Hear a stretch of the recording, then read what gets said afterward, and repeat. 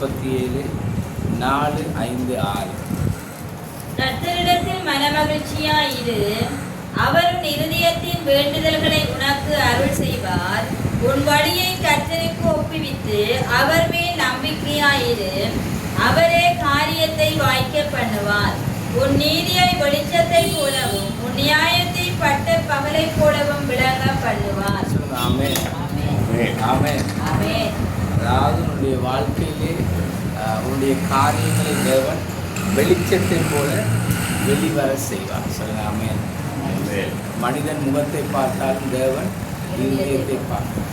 இந்த கிறிஸ்தவ ஓட்டத்திலே நாங்கள் கடந்து போகிற பாதைகள், நாங்கள் சந்திக்கிற நபர்கள், எங்களுடைய சூழ்நிலைகள் எல்லாவற்றின் மத்தியில் கர்த்தர் நம்மோடு இருந்தார், இருக்கிறார். ஆமென். இந்த 37வது சங்கீதம் 4வது வார்த்தை, கர்த்தரிடத்தில் மனமகிழ்ச்சியாக இரு. அதான் கவனிங்க, இந்த வார்த்தை வந்து அனாக் என்ற ஒரு வேர் சொல்லிலிருந்து வந்தது. அனாக், சரியா? மிகுந்த மகிழ்ச்சி அடைதல் அல்லது ஆனந்தப்படல் அல்லது மிகுந்த மகிழ்ச்சி அடைதல் அல்லது ஆனந்த சந்தோஷப்படுதல் அப்படின்னு சொல்லும்போது நல்லா கவனிங்க, ஒரு குழந்தையை போல ஒருவரின் அரவணைக்குள் சொகுசாக இருக்கிறது அந்த வசனம் காண்பிக்கிறது. சொல்லலாமே சொல்லலாமே. அதாவது ஒரு தாயுடைய மடியிலே அல்லது தோளிலே ஒரு குழந்தை எப்படி இருக்கும்? அந்த குழந்தை எப்படி இருக்கும்?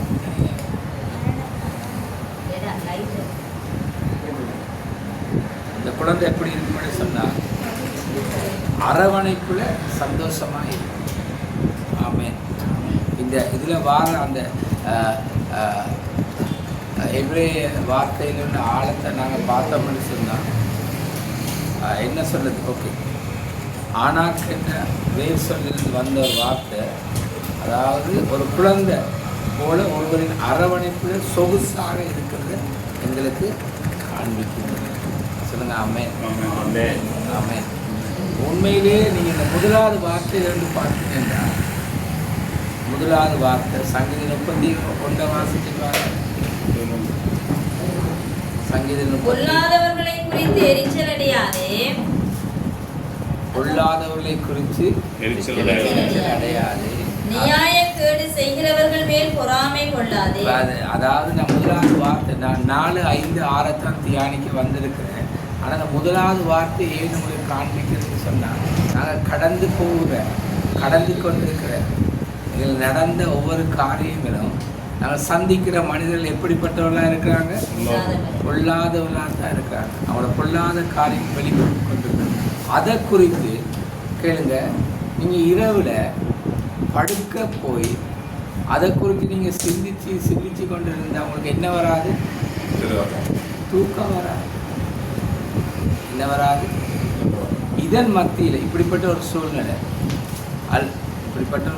நீங்கள் இப்போ நான் ஒரு சாதாரண உங்களோட ஒரு சகோதரனாக இருக்கிறேன், நான் உங்களை திட்டேன், மக்கள் மத்தியில் உங்களை அவமானப்படுத்திட்டேன். நீங்கள் வீட்டில் போய் இரவு படுக்கும் போது படுத்து கொண்டு எப்படி இருப்பீங்க? அதை திரும்ப இத்தனை பேர் நின்றாங்க, இவர் இதை பேசினார், எனக்கு பேச முடியலை, அப்படியே திரும்ப என்ன செய்வீங்க? சிந்திச்சு கொண்டு தான் இருப்பீங்க. ஆண்டோட கிருபையினால எனக்கு ப்ரெஷர் இல்லை. நேரம் உங்களுக்கு ப்ரெஷர் இருக்கும். ஆண்டோட கிருபையில் எனக்கு ப்ரெஷர் இல்லை. நான் அப்போ காதால கேட்டு அப்போ விட்டுட்டு போயிடுவேன். அப்போ காதால கேட்டு அப்போ விட்டுட்டு போயிடுவேன். நான் தலையில் தூக்கி போகிறது குறவு. ஏன்னா காயப்படுறதுக்கு ஒன்றுமே இல்லை. காயமாக தான் இருக்கிற முடியல. ஆமென். ஆமென். சில நேரம் நீங்கள் அம்மாவாக இருக்கிறீங்க, அப்பாவாக இருக்கிறீங்க, நாங்களாம் ஊழியக்காரர். எங்களுக்கு அந்த வந்த வார்த்தைகளை நாங்கள் கேட்டு இரவில் என்ன செய்வோம்? புரண்டு படுப்போம்.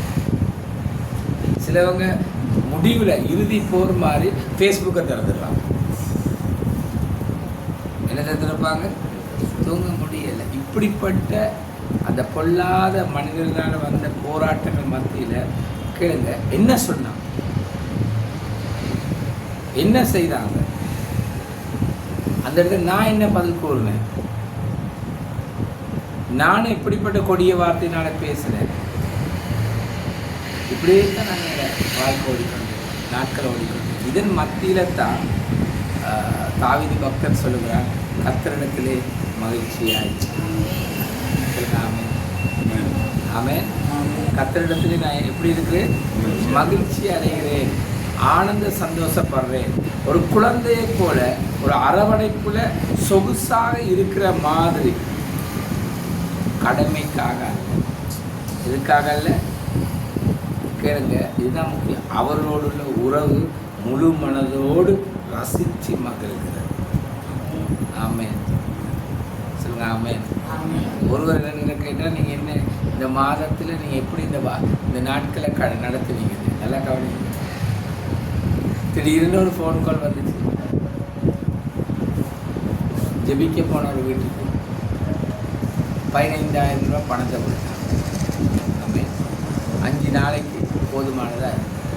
அது பிறகு திரும்ப என்னது அடுத்து அந்த 5 நாளைக்கு பிறகு திரும்ப யோசனை வருது, திரும்ப ஒரு குழந்தை வந்துச்சு.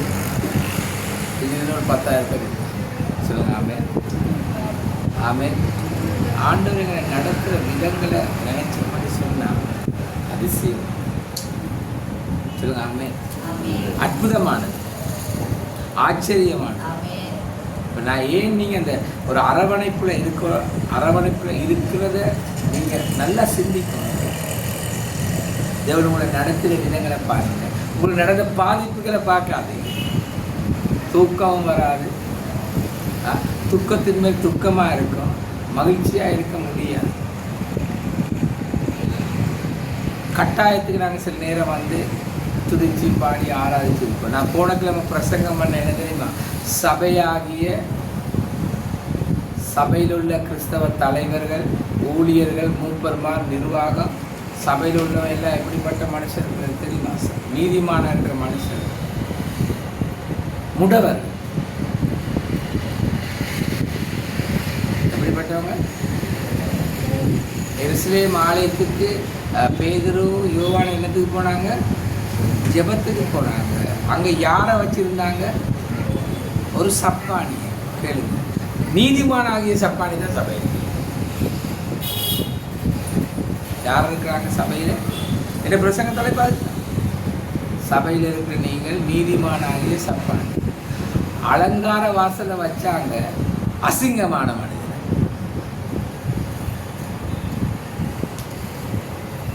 நானும் பார்த்தேன். ஆராதனை முடிஞ்ச உடனே வாலிபர்களை கூப்பிட்டு அம்மா போயிடுவாங்க, அப்பா போயிடுவாங்க.